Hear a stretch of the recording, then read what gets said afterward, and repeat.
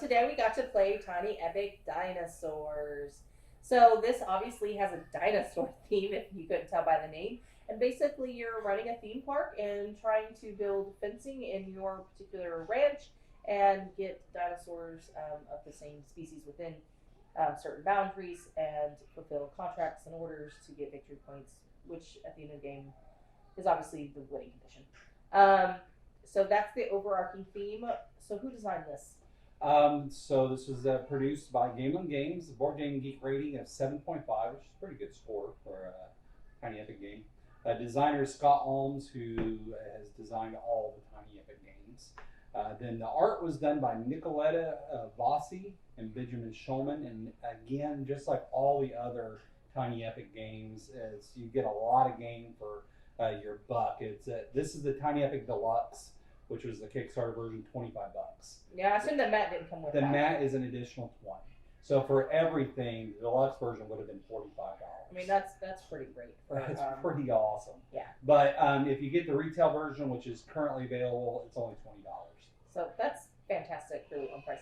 So moving on to quality of pieces, I love the fact that it had the wooden shaped dinosaurs and even the purple. So many different kind of dinosaurs there. So your 4 basic dinosaurs are the same. Yellow is Smaller, always the Stegosaurus. Yeah. The green is always the Velociraptor. The blue is the Brachiosaurus, and the Allosaurus is red. But the purple ones are all unique. Yeah, and those are both based off of cards that we'll play later on. So those were pretty cool. Card quality was actually pretty good. Yeah, it's got a linen finish to them, and I mean the mat helps organize everything. But again, it's not necessary. It just makes it much easier to play the game. But it's all based off of these cards, and all the card quality stock is pretty standard. It's nothing special about the thickness. It's just good quality because it's all linen finish. Yeah. So overall, I think for quality, especially quality for money, I think it's pretty high for this game. I agree.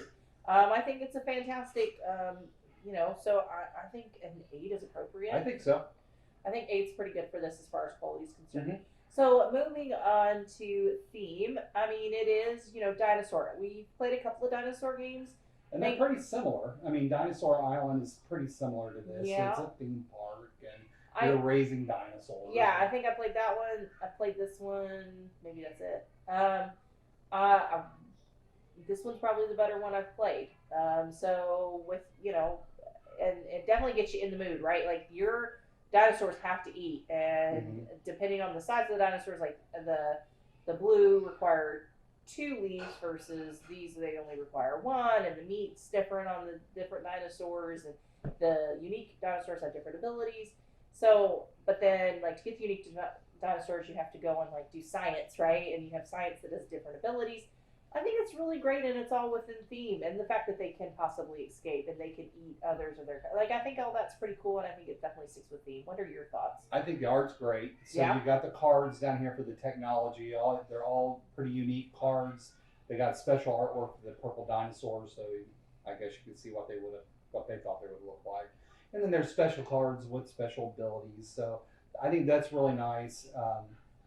The public and private contracts, they're nothing special about those. It's just the shape of the dinosaur. But I mean, it's still nice looking. But the technology cards in particular look really add to the theme, I think.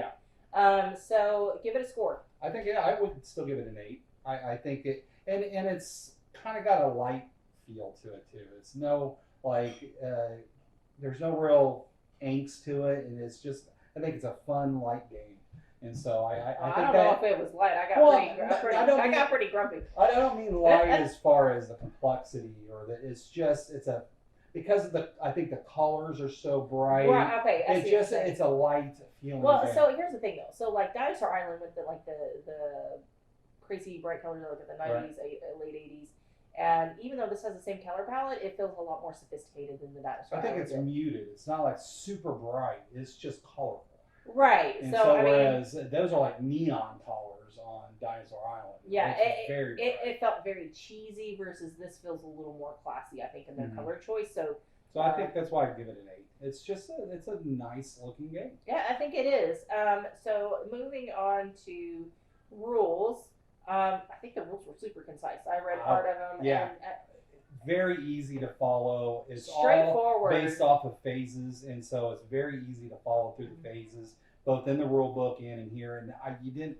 I mean, The other language than was a clear. little bit of confusion on some of the scoring element, you really didn't have to review the book after teaching it. right? Well, and I think the only thing that came into play was more of a game issue.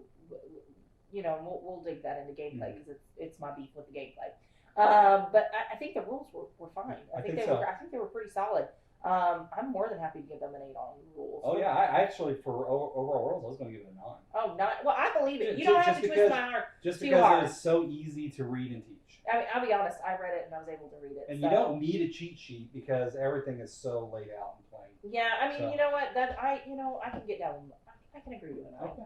I think you convinced me on that. So moving on to gameplay. So the gameplay, like you said, it went into phases. And so each phase has its own aspect of it. The first phase is to play your workers, or is it resource gathering? It's resource collection. Resource selection. So basically, on your map, depending whether you have these covered or not, you get the resources that are not covered by dinosaurs. Okay, so basically, you have access to those pins to be able to get that resource that are available. So once you do that, then you actually place your workers. You start out with 4 different workers. And you place them at different locations, and the icons I think are very, very straightforward. You don't need cheat sheets. It's very, This is a straight up worker placement game. Yeah, it's plus the item. It's very clear. Or the pay is the area. I wonder why they did the arrow for payment and not just a negative, but whatever. I just think that it's saying if you go here, pay that, then you get the plus item. So yeah, why use pluses and not why not do a green and red arrow versus a plus or minus? Whatever. I mean, it could be an aesthetic thing. I still think it's pretty easy to understand. No, it's definitely easy to understand. It's just my OCD-ness is like, hey, why didn't you stay consistent? It's not that big of a deal, but it bugs me. But you basically have different areas that are consistent with the cards in the section. So your first section is just about gathering dinosaurs. You can gather them 2 different ways. You can either get a dinosaur and roll a die, and based off what you can either get an extra die or nothing bad happens, or they go to the medical tent with the ranger that you do. You can explain the significance of that in a second. Or you can, if you pay something, then you can get a dinosaur that it elects. Then you got your contracts, which allow you to if you have the dinosaurs, you pay the dinosaurs to get a public contract.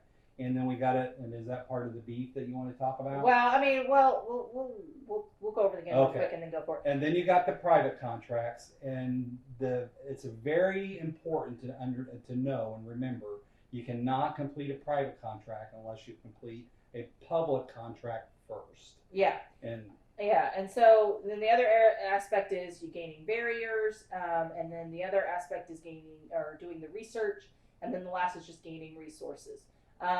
So there are a lot of things going on, and then the third action is to take those items that you gather during the round and place them on your ranch. Well, the first thing third phase is you get your ranchers back. Well, you get your ranchers back. And then once you get your ranchers back, then you arrange your ranch. Right, which is 4. That's the one thing. Is some of these steps, I'm like, this doesn't seem to be a step. This seems like an interlude to a step, but it's very, very clear for those that are not familiar. This is fun. This is more than fun. Yeah, and I think it's kind of nice in the fact that if you're not used to worker placement in phases, it kind of walks you through it. Oh, walks you through it. And then you get used to that, and then you can start kind of skipping steps. Well, yeah, and that's pretty. It all. Well, because definitely by the end of the game, I was doing the last 3. I was just doing all at the same time. Right. And so at that point, especially if you have familiar players, you're not going to have to necessarily step by step it. So once you arrange your ranch, then you have to feed your dinosaurs. Then the dinosaurs have babies or not, and then. So the feeding the dinosaurs is important, right? And and also when you arrange your ranch, letting your dinosaurs, because your dinosaurs can't escape. If you do not have them in an enclosed area, they will run away, and there are penalties. 3 ways that they can escape. So the first one is what you're talking about, it's the barriers. Yeah. And so that's enclosed spaces. It can be enclosed mainly by your barriers, which are these kind of neat-looking little gray. Or natural barriers, because there are the natural barriers. So that could be water, mountains, or you already have. Everyone starts with a enclosed space already. And so the key thing about that is that no matter how large the space is, it has to be the same type of dinosaur, or they'll escape. Unless it's a special ability Unless it's a special ability, correct. From a purple dinosaur. But where she's talking about escaping is if you got a dotted line on your ranch that's not with a barrier, they can escape, and there's a penalty for escaping dinosaurs. Yeah, we're going to talk about that here in a minute. Yeah. And then when you also feed, if you can't feed, they'll also escape because basically they were hungry and they started rampaging. Okay. And there's one more way they escape. Oh, which way? That's if they breed and you don't have anywhere to put the dinosaur. Oh. It never happened to you because you always did a really good job on maintaining your mat. That happened to me only one time. Yeah. And so where I didn't have a space to put one of my brachiosaurs, is it brachiosaur? Yeah, the bronchosaurus. And so that one I had nowhere to put it, so it escapes. And again, if you can't maintain it and keep it, you get a negative escape. Yes, there's definitely some negativity to that. And then, so that's kind of the overarching thing of the game. So going into some of the aspects, one thing that I did like, it's a straight up worker placement, and I love me some worker placement. And I love managing your board, like I love managing the farm and making sure everything. So that was spot on. The one beef I have is I don't understand what the private contracts are for. Because, so here's the thing. So your typical public contract requires 3 dinosaurs, and your typical private require 4. So to hold 7, There's an example. yeah. So to hold 7 on your board to be able to feed them from one round, because they have to be in your ranch. They can't just be in your pile over here. So for that to happen, you have to feed them all in one round, and that is expensive and nearly it can be very tough. And that was the problem I had with it, is that I didn't see any value to the private whatsoever. It's like, why put me at the risk of not being able to feed my dinosaurs, to risk losing them, to risk my mating pairs, and like that seemed so pointless to me. I don't know why that's part of the game, and I understand it's worth slightly more victory points, but not nearly worth the cost, because especially there was multiple times, because I actually tried to get my private contract done. I ended up netting myself 0 food, and I spent 2 rounds just collecting resources again so I wouldn't lose all my dinosaurs, and I felt like that was a huge waste. And so in my mind, if I play this again, I don't even care what my private one is, because there's not a negative bonus point to it if you don't complete it, and that's the other aspect. So why even bother with it? And that really bugged me, because in the game I'm like, I don't even know what I'm doing. That was frustrating to me, because I had why bother with this? I think I was able to complete mine. I didn't win the game, but I didn't lose by much. But I think that if you're really lucky and you're kind of got the right kind of technology cards, it can really help when you complete that private, because there's a technology card where you tap it and it feeds all your dinosaurs. So then you don't need the resources. And then there's one that allows you to move things from your holding area straight into the ranch, so you don't have to wait that extra end of the turn to move them on there. Yeah. So if you combo things just right, you can do your private. Are you going to happen? Is it going to happen every game? No. Well, my thing is like, okay, so you end up having to get 2 or 3 cards to be able to do it, but it's only worth like 2 or 3 more victory points. Well, mine was worth 7 more, and you get all the points from the research cards too. So it could net you some good points. Yeah.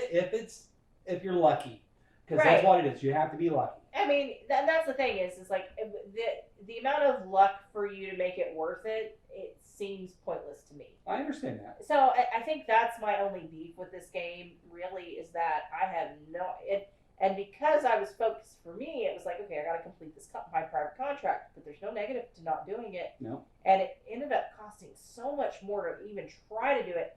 I just think you have to evaluate for yourself if there's any value added to complete the private. I thought it was for me, but at the end of the game, it didn't help me win. I mean, I got close, but I didn't. Well, but didn't you lose a dinosaur because you had to get your contract, you couldn't feed him or whatever? No, I already completed the private after I lost. Oh no, I thought you said one time that you couldn't feed because of whatever during the gameplay. But I do think it's something that you need to consider if you go to play this. Do you even really need to fill it? I feel like it was just a waste of my time and energy, because I could have completed maybe another at public least one. 2 other. Well, because I Right. had options to complete them, but I didn't do it because I was saving the dinosaurs for the private. Right. But then I was trying to get all this. For me, it wasn't working. And I I should guess have with the it. other benefit to the private is you don't have to go here to complete that second contract. This is in combination with it. So to complete 2 public contracts, you have to go to 2 different spots. Whereas with the private, you only have to go to the 1 spot. Yeah, but I mean. So again, it's a matter of if things work out and the clouds open and the sun shines and everything, and it works out just right, then you can do that with just 1 dude versus completing 2 with 2 dudes. Yeah, I mean, but my thing is the resort, the Right, stuff I lost. get it. I could have just completed another contract.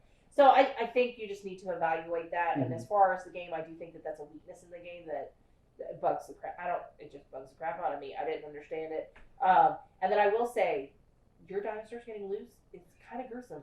It hurts. It does hurt. It hurts.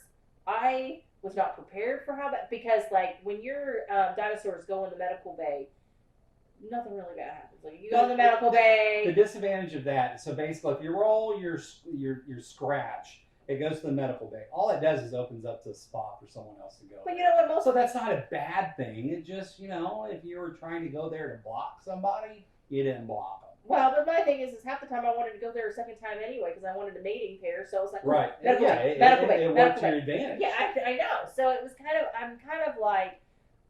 But that wouldn't have been the case if I would have went there. And then one of the things we didn't talk about is that it's not 100% bad if someone goes there. You just have to pay an extra rancher to go to that spot. So if she places one of the little ranchers, it's a value of 1. I would have to place 2 ranchers. And you have a lead rancher that's worth 2. So as long as you got that 1 extra rancher above and beyond what's already placed there, and you haven't been there before, you can still go. It very much reminds me of viticulture where you have the pop-up. Right. Like the one time. You have day. pretty much 1 free, I can go somewhere else where someone's been. And I did like that component.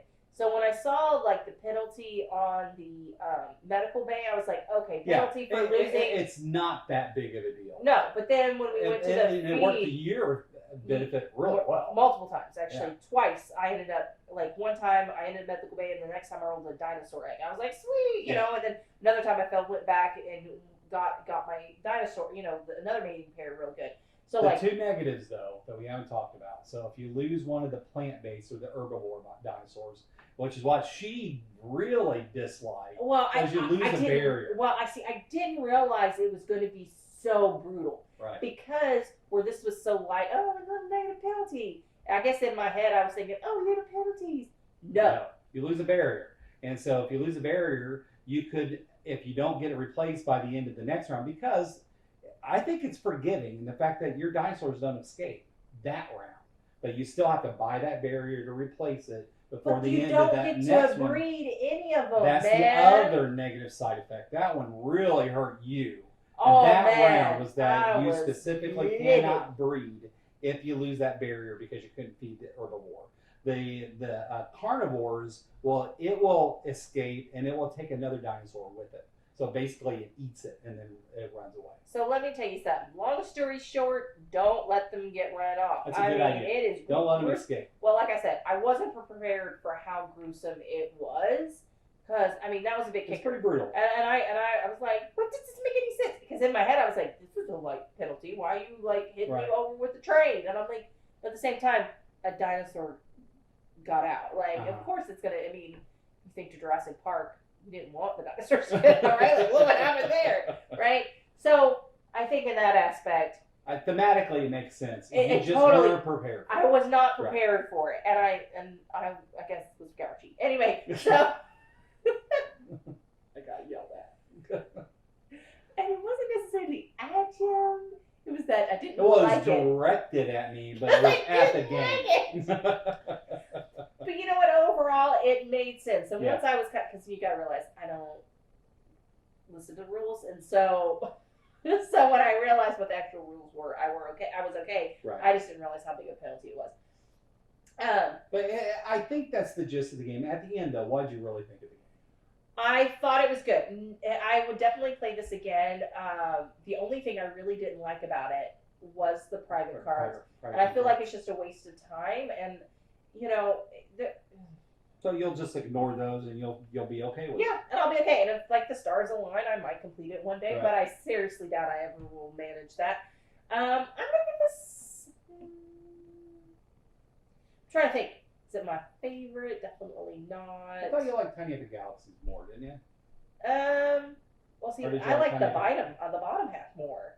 To be quite honest, like The base game.